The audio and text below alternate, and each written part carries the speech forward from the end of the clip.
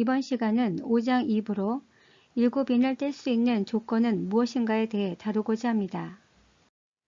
계시록 5장 8절을 보면 네 생물과 24장로들이 그 어린 양 앞에 엎드려 각각 검은 거와 향이 가득한 금대접을 가졌으니 이 향은 성도의 기도들이라. 여기서 검은 거와 금대접이 등장하는 것을 볼 수 있습니다. 제1막 무대 배경에서 가장 먼저 일곱인이 부착된 두루마리가 등장했습니다. 그 다음 어린 양 예수 그리스도가 등장하여 두루마리를 취하자 이때 등장한 것이 금대접입니다.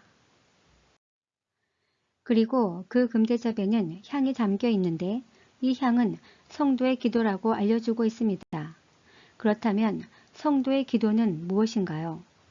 성도의 기도가 담긴 금대접은 왜 이때 등장하는 것일까요? 먼저 성도의 기도는 무엇인가 라는 질문에 대한 해답은 계시록 6장 6절에서 7절에 잘 나와 있습니다. 무엇보다 성도의 기도가 금대접에 담겼다는 것은 그만큼 중요한 기도이고 심판과 연관되어 있음을 알 수 있습니다.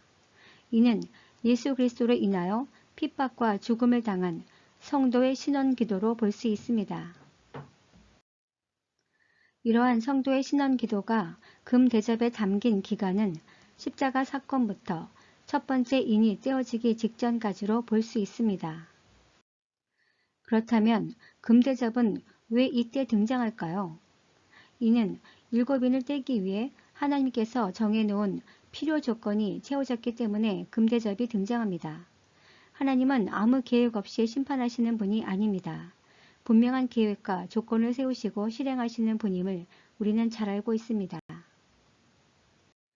첫 번째 인이 떼어질 조건은 십자가 사건 이후부터 오늘날까지 성도의 신원 기도가 하늘의 금대접에 차곡차곡 쌓여 완벽히 채워지는 것입니다.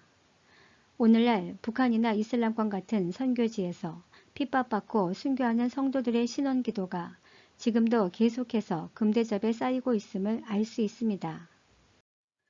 이를 종합하면 일곱인을 뗄 자격은 예수 그리스도이며 일곱인을 뗄 조건은 성도의 기도가 금대접에 채워지는 것입니다. 이제 이 두 조건이 완성되었기 때문에 첫 번째 인이 떼어질 수 있게 되었습니다. 그렇다면 일곱인은 무엇일까요? 하나님의 실제 심판인가요? 아니면 심판을 위한 전조인가요? 이것을 살펴보고자 합니다.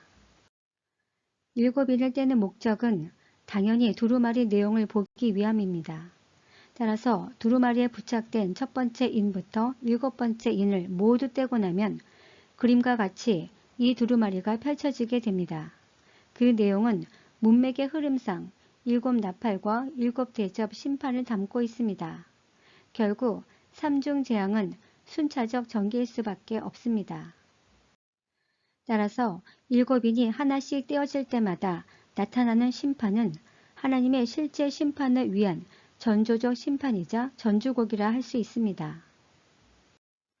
그리고 하나님의 실제 심판은 첫 번째 나팔이 불리면서부터 시작됩니다.